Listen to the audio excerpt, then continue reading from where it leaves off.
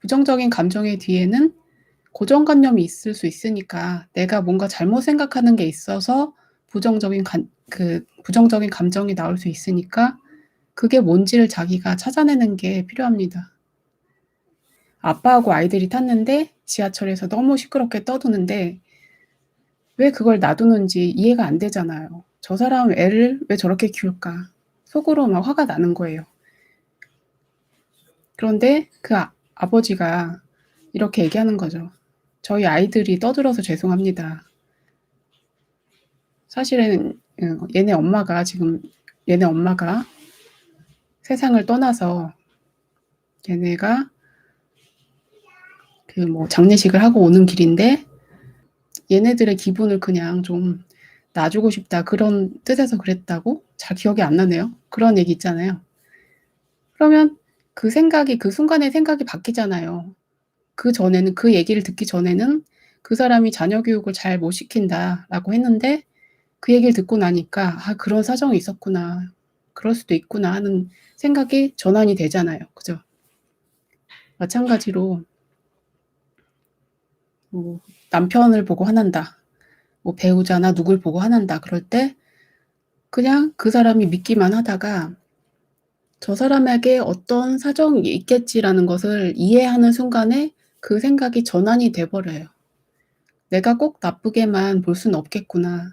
그걸 이해가 되면서 내 감정이 내려놔집니다. 부모를 용서하는 것이나 그런 것도 마찬가지고요. 그래서 내가 계속 이 생각에만 집착하고 있었는데 '과연 내가 놓친 게 무엇인가? 이게 반드시 옳은가?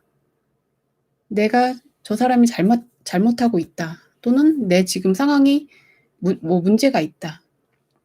모든 게 잘못되고 있다.' 이런 느낌에서 '과연 이게 옳은가? 내가 느끼고 있는 게 과연 옳은가?' 이거를 자세히 들여다보고 분석을 하시는 거죠. 그러면 꼭 그렇지 않다는 것을 볼 수가 있게 돼요, 자세히 들여다보면. 우리가 늘 생각하던 방식대로 생각하니까 과거의 그 고정관념대로 생각하기 때문에 계속 '이것은 문제야.' 그리고 화가 나고 불안하고 이런 것들이 나오게 되는 거죠. 돌아가신 분이 육체를 빠져나가서 유족들을 내려다보는 건가요? 어떤 마음으로 내려다볼까요? 이런 거는 죽음과 관련된 책에 꽤 나오는 내용인데요. 보통은 그냥 평온한 마음이라고 합니다. 평온한 마음이라고 해요. 이렇게 의외로 자기가 죽고 나면 삶에 대한 미련이 별로 없대요. 그리고 자기 육체에 대한 미련도 없어진대요. 그래서 특별히 무슨 원한이 있는 경우 아니면 대부분은 평온한 느낌을 받는다고 합니다. 그리고 치매에 있던 분들도 아무래도 그런 분들은 아무래도 정신이 또렷하지 못하죠. 죽기 직전에 정신이 또렷해야 죽은 후에도 그게 좀 유지가 되거든요. 그런데 죽는 순간에 좀 흐릿한 의식으로 죽었다면 아무래도 거기서 깨어나는 것이 시간이 좀 걸리겠죠. 그래도 언젠가는 깨어나겠죠. 그게 좀 빠르고 늦고 차이가 있지만 깨어나긴 하겠죠. 영적으로 깨어나서 영계로 가게 되겠죠. 무당이 접신하는 신이 무엇인지 자주 질문하시는데요. 대부분 조상신이 많은 것 같습니다. 그리고 그 신이 보통은 무당은 대대로 그 일을 물려받잖아요, 집안에서. 할머니가 그거 했으면 자식도 그거 하게 되고 물려받는데 그러면 그 신이 또 내려오는 거예요. 그 집안에 관련된 신이 할머니한테 갔다가 할머니 돌아가시면 손자한테 가고 손녀한테 가고 이런 식으로 계속 관계를 하는 거죠. 그런 경우가 많은 것 같고요. 제가 무당이 아니라서 잘 모르겠는데 무당도 다양한 계층이 있을 것 같고요. 제가 무당은 만나본 적이 없어서 모르는데 일단 그분들은 소통을 하는 거잖아요, 영적인 세계하고. 그런데 그 수준에 따라서 영의 수준이 높을 수도 있고 낮을 수도 있고 다 다른 거죠. 일단 귀신 상태가 되면 그 차원이 우리랑 다르기 때문에 여러 가지 정보를 알려줄 수는 있어요. 손님이 왔을 때 그 사람이 어떻게 살았는지 뭐 그 사람 가족 관계라든지 알려줄 수는 있죠. 근데 그게 대단한 건 아니에요 사실. 단지 그 영과 소통을 한다는 것뿐이고 어떻게 보면 그 영과 소통이 됨으로써 그 영의 영향을 받을 수도 있거든요. 또는 그 무당의 영향을 받을 수도 있어요. 누군가를 가까이 한다는 것은 주의해야 될 일이에요 항상. 인연을 쉽게 맺으면 안 되죠. 사람을 가까이 하고 친하게 지낼수록 그 사람과 무의식이 연결이 돼요. 그래서 그 사람과 카르마도 얽히게 되는 거예요. 예를 들면 가족 간에는 카르마가 서로 많이 공유가 되거든요. 그래서 만일 제가 무슨 못된 짓을 했다. 그러면 꼭 저한테 오는 게 아니고 그 제가 한 것에 대해서 과보가 자식, 뭐 배우자, 부모님, 형제 이 주변 사람에게 갈 수도 있어요. 그게 뭐 오랜 시간 후에 되는 게 아니고 간단한 일은 즉각 그런 일이 드러나기도 해요.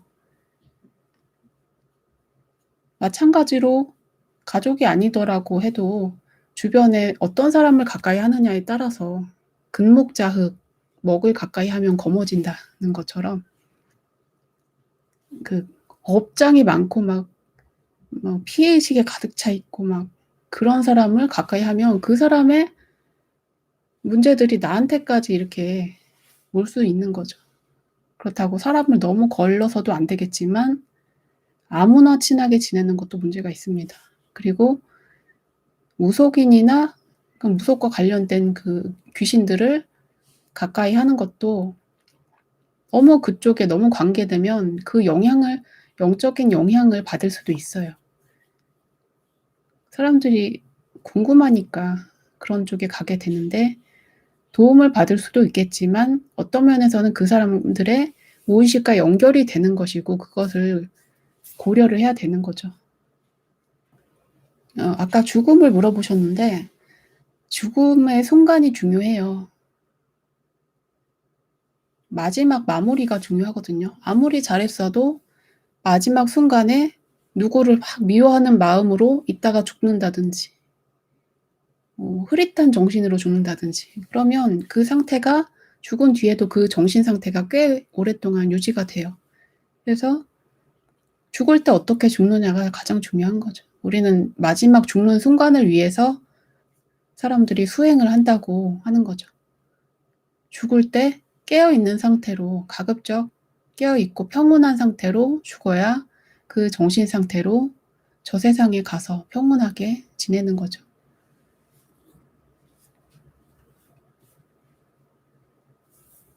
그래서 뭐 자기가 병에 걸린다든지 뭐 좀 세상을 떠날 때쯤 되면 마음을 잘 정리해야 돼요.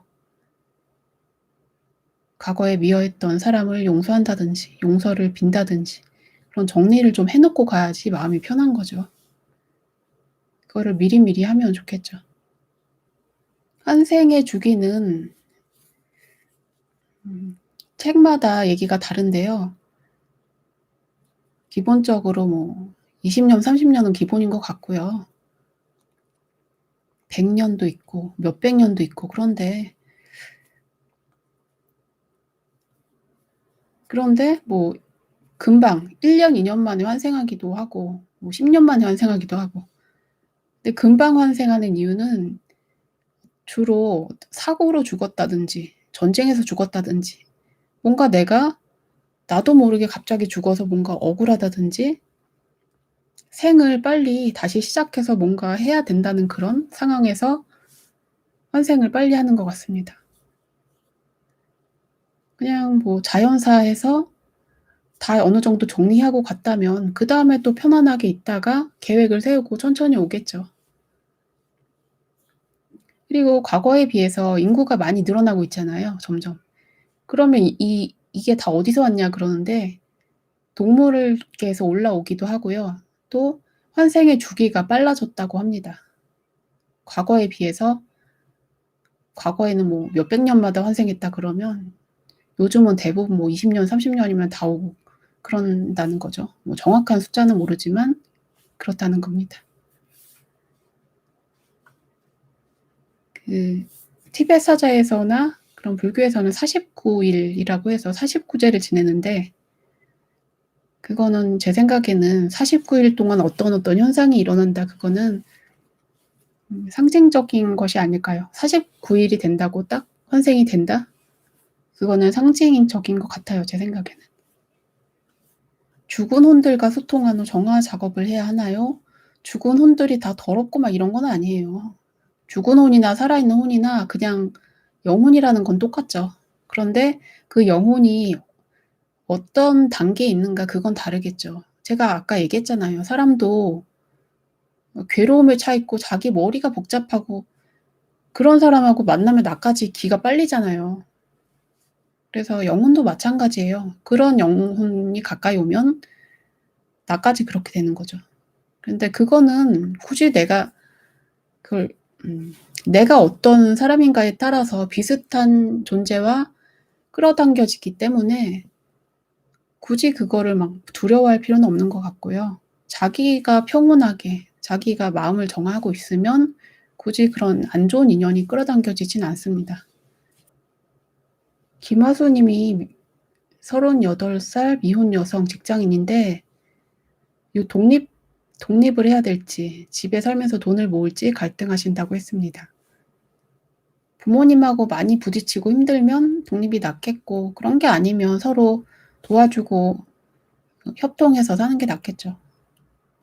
부모님께 미움과 감사는 꼭 부모님이라서가 아니고 만일 결혼을 해도 마찬가지예요. 옆에 있는 게 부모님이라서 그렇지 결혼을 하면 배우자에 대해서 미움과 감사가 왔다 갔다 할 거고요.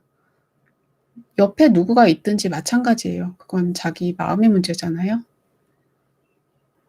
그래서 저도 남편하고 관계를 돌아본다면 저희가 그렇게 막 처음부터 좋은 사이는 아니었어요.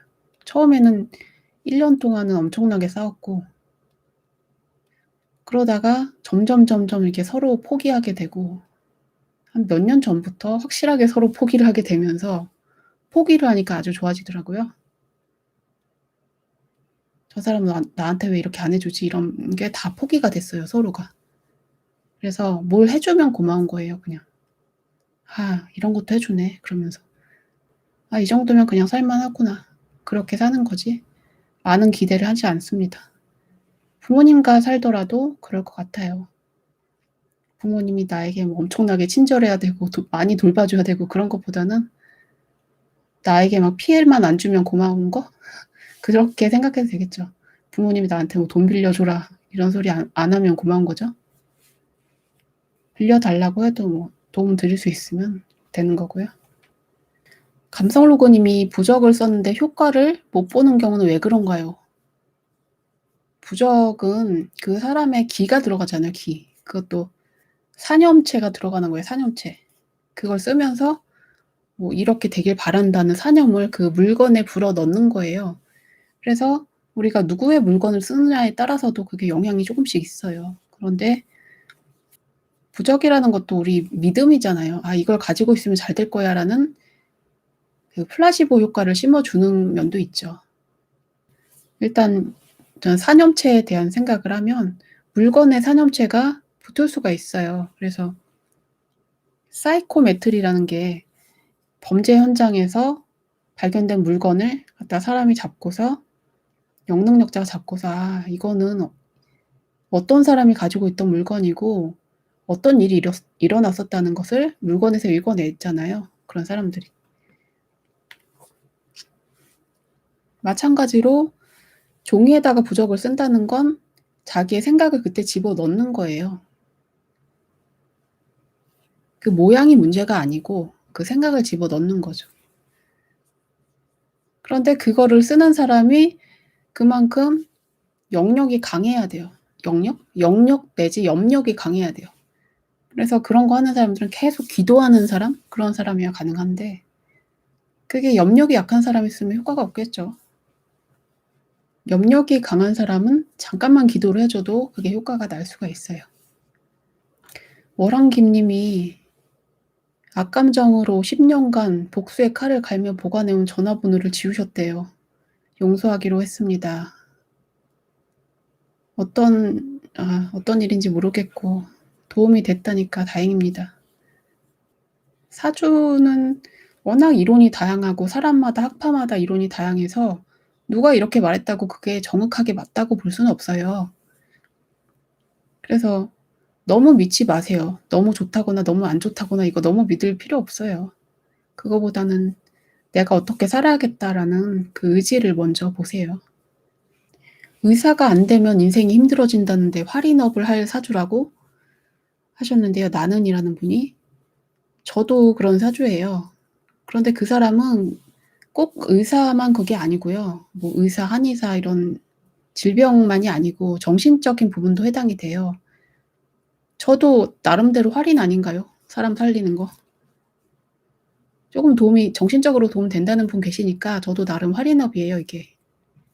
그리고 저희 남편도 의료계에서 일하고 그러니까 활인업 사주 가진 사람은 본인이 아니면 배우자나 자식이나 가족이 그런 걸 해야 돼요. 그리고 꼭 의사가 꼭 아니더라도 상담하는 일, 남을 도와주는 일, 정신적으로 도와주는 일도 있고요. 꼭 의사 아니어도 여러 길이 있습니다. 영성 공부하는 사람들은 돈을 많이 벌어도 되나요? 돈이라는 게 나쁜 건 아니죠. 돈을 벌어서 잘 쓰면 좋잖아요. 그런데 자기 삶에서 어떤 것을 더 근본적으로 추구하느냐 그건 좀 보면 되겠죠. 돈이 필요하면 돈을 벌면 돼요. 필요한 것을 찾는 거고요.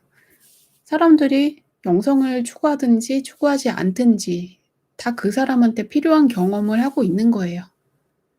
그래서 영성에 관심 없는 사람들 '저 사람들 어린 영혼이야.' 이렇게 바라볼 필요는 없어요. 다 그 사람한테 필요한 단계의 경험을 할 뿐이고 사람마다 다른 삶을 살고 있는 거예요 그냥. 그리고 뭐 돈도 그렇고 또 어떤 분은 성욕에 대해서도 질문을 많이 하시는데 욕망을 추구한다든지 그런 것도 중독이 된다든지 그런 일들도 우리가 영성 공부하는 사람 그게 안 좋다고 얘기하잖아요. 그런데 그런 상황에 놓이더라도 그것도 나름의 공부예요. 좋지 않은 상황에 빠진다든지 힘들어한다든지 우울증에 빠져 있다든지 그것도 공부의 과정이에요, 뭐든지. 그러면 '내가 이 경험이 필요하니까 끌어당겨서 이렇게 살고 있구나. 내가 왜 이런 경험을 하고 있을까?' 그 답을 찾는 게 좋죠. 그 답을 찾아서 빨리 문제를 풀면 거기서 벗어나기가 쉬운 거죠. 이런 삶 속에서 내가 깨우쳐야 되는 것은 무엇일까? 만일 돈을 많이 벌고 싶다. 그러면 내가 돈을 많이 벌고 싶은 삶을 왜 원할까? 그리고 그런 경험을 통해서 내가 얻고 싶어 하는 교훈은 무엇일까?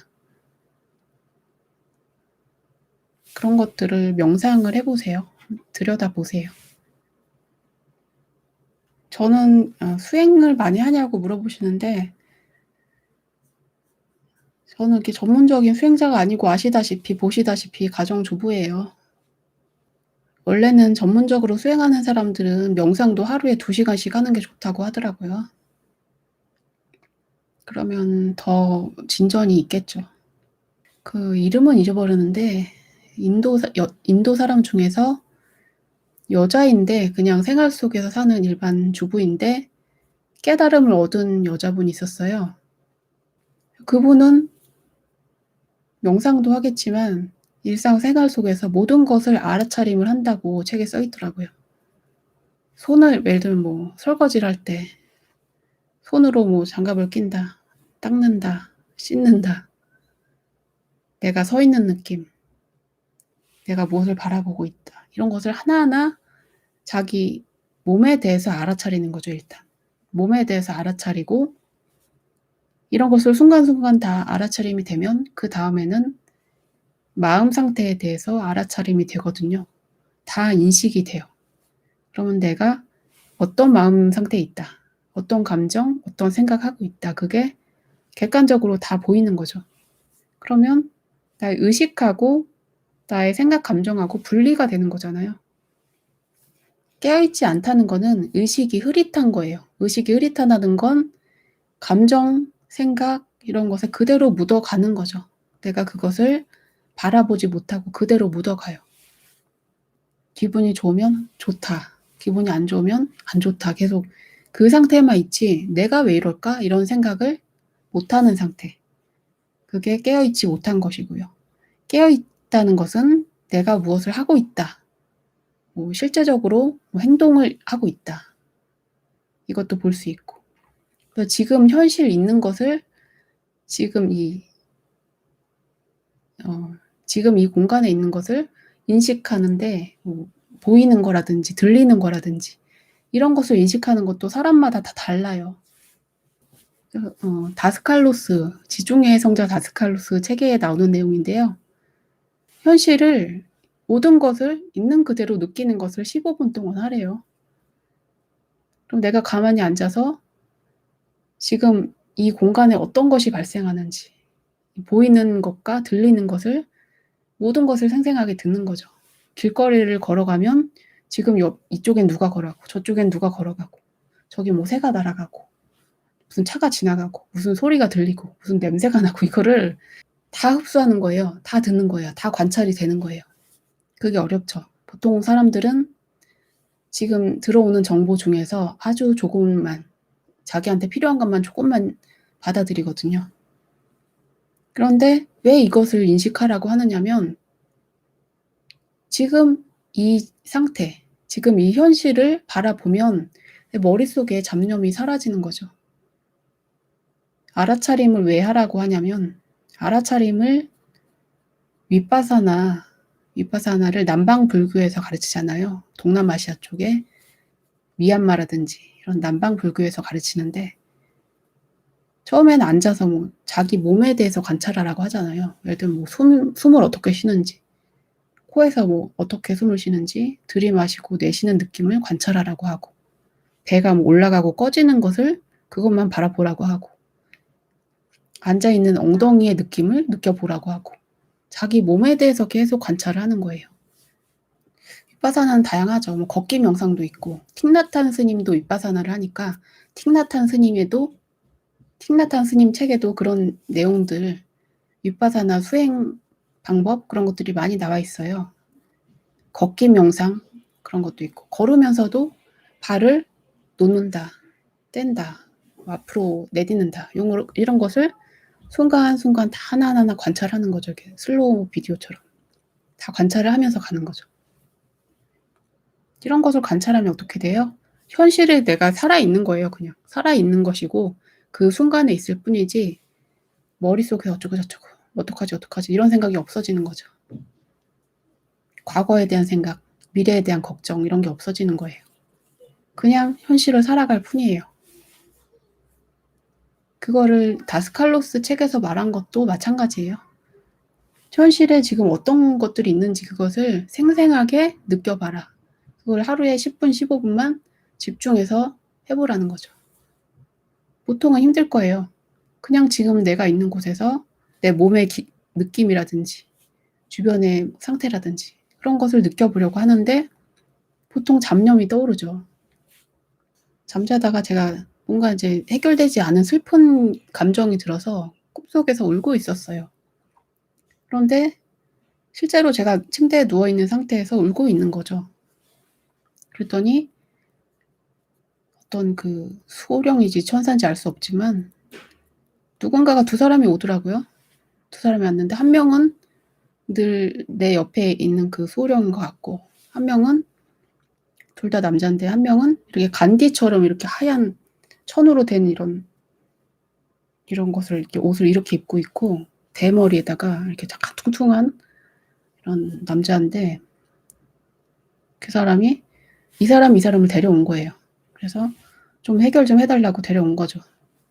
그래서 그 사람이 날 보더니 그 간디 같은 옷을 입은 그 퉁퉁한 그 천사인지 누군지 저를 보더니만 좀 한심하게 이렇게 쳐다보더라고요. 쳐다보고 어떻게 할까 이렇게 쳐다보더니만 너도 나처럼 현실을 생생하게 느껴봐라. 그리고서 자기 가슴 차크라 쪽에 있는 그런 기운을 무슨 주사기 같은 걸로 탁 뽑아가지고 자기 몸에 있는 것을 뽑아서 제 가슴 차크라 쪽에다가 확 찔러버리자고요. 가슴 차크라가 아니고 그게 여기 세 번째 차크라, 여기 어디죠? 배꼽 위에 있는 마니푸라 차크라인가? 거기다 탁 찔러버렸어요. 그랬더니 그 순간에 제가 누워있는데, 실제로 누워있는 상태인데 그 몸에 이제 아스트랄 대체죠. 누워있을 때 몸에 아스트랄체, 거기에 전기가 쫙 흐르더라고요. 전기가 쫙 흐르고 뭔가 쫙 전기가 퍼져 나가더니, 그리고 나서 그날 보니까 진짜 진짜 생생하게 느껴졌어요. 그날만 그랬는지 그 후로 그랬는지 모르는데 생생하게 느껴지더라고요, 현실이.